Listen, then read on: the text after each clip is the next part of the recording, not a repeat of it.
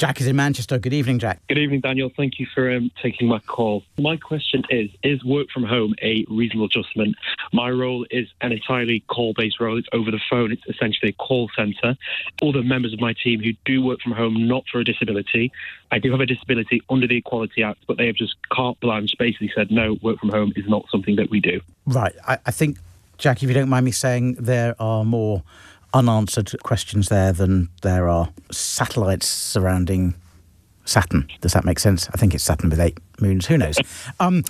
Right, a few questions for you. First of all, what do you do? Are you selling on the phone? We're not selling. I'm actually, in fact, a legal advisor. What area of law? Everything. So do you advise on employment law? We do very briefly, yes. OK, what's the test for a reasonable adjustment? What's the legal test? Is it reasonable? Is it practical? Is it fair? Do you mind me asking what your diagnosis is, what your disability is? So it's special needs, so it's ADHD and autism. And you have a diagnosis from a clinician? Yeah. Which your employer is aware of? Yeah. I'm being told Saturn has 274 confirmed moons, so I don't have quite that many questions for you, Jack, but I'm going to keep asking you a few more.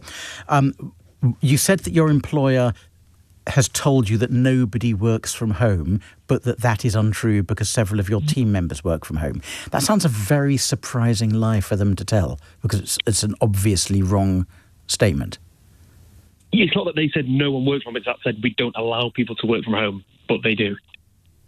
Who told you that? Was it HR or was it your manager? It was my manager. And does your manager manage other people who work from home? Yes. So they're just lying? Well, on the face of it.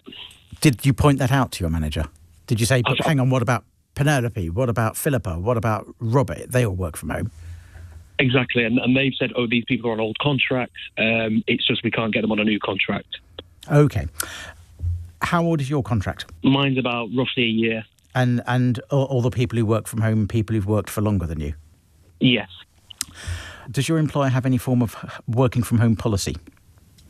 Yeah, they allow working from home on days overtime. So on the weekends, you're allowed to work from home. It's just on your contracted hours that you're supposed to be in the office. Do you have medical advice in the form of a letter from your doctor or from occupational health recommending that you be allowed to work from home? Yeah, I have both. And that's in writing? Yes. And you've given it to your employer? Yes. What's your employer's response to that? The employer just carte blanche refused. They've given a business reason for denying it.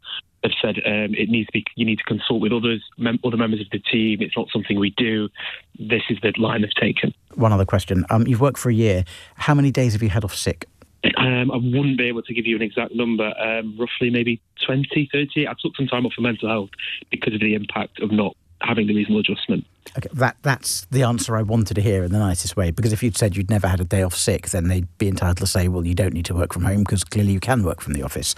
So that might surprise you to hear that, but that's exactly the answer I wanted to hear. It sounds to me like this is a pretty strong claim of failure to make reasonable adjustments. It's a very, very common reasonable adjustment to allow people to work from home. The objections normally are technologically incapable of doing it. Well, clearly that's wrong, because pretty much anyone can pick up a phone from home and dial into a system now and use Slack and use other instant messaging platforms.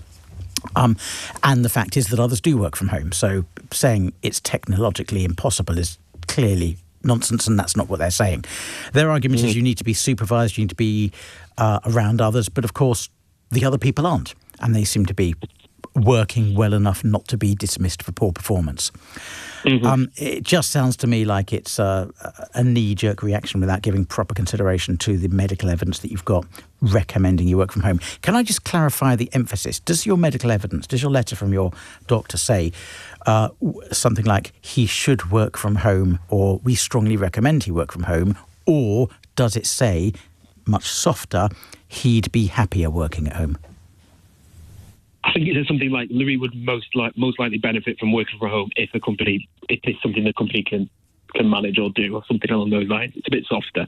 Right, so it's soft. Okay, because if it's soft, that's much less helpful. That does sound like quite a soft recommendation. He would likely benefit. So he's not saying you can't work. Your doctor's not saying you can't work in the office. They're saying that you'd rather work at home, really. Okay.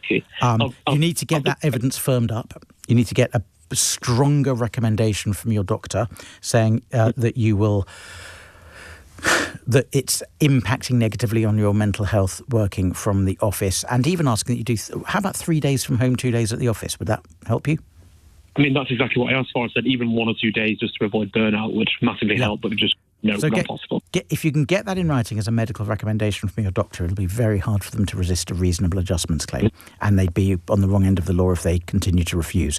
But from what you've told me about what the letter says, it doesn't sound like you have enough evidence yet to win that claim, I'm afraid, Jack.